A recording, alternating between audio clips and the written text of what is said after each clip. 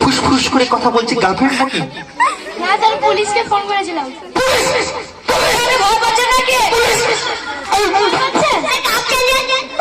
আমি কখন কাঁপলাম?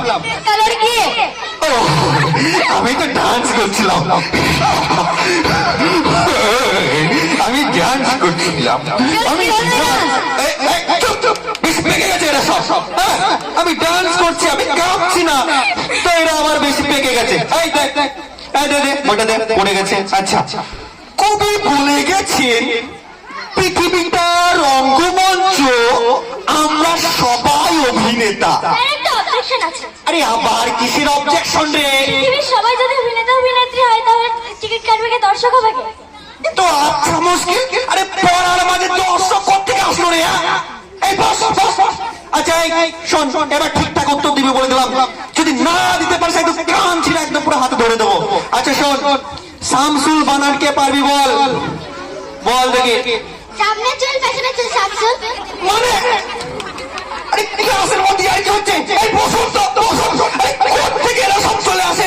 এই কারা যেন এই দু চারজন এরকম করে, কোত্থেকে এই কারা যেন এদেরকে শিখিয়ে পড়িয়ে নিয়ে আসে এখানে? বসুন এখানে। ও সরি, বস বস, সম্মান দিয়ে ফেলেছে একটু বেশি।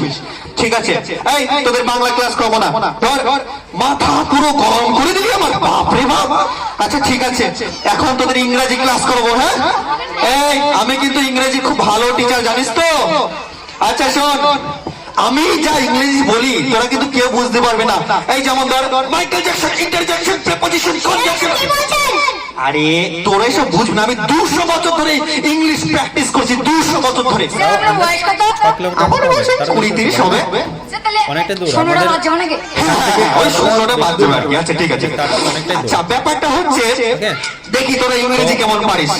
তো বল দেখি, নলেজ মানে কি? স্যার, তার লেজ নেই। এটা আবার কি হলো? স্যার তো ঠিকই বলেছে। আবার তুই ওর হয়ে কথা বলবি?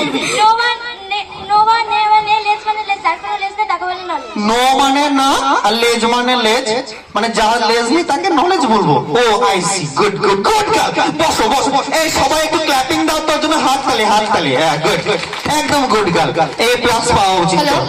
আচ্ছা শোন, এইবার বল দেখি, আমি না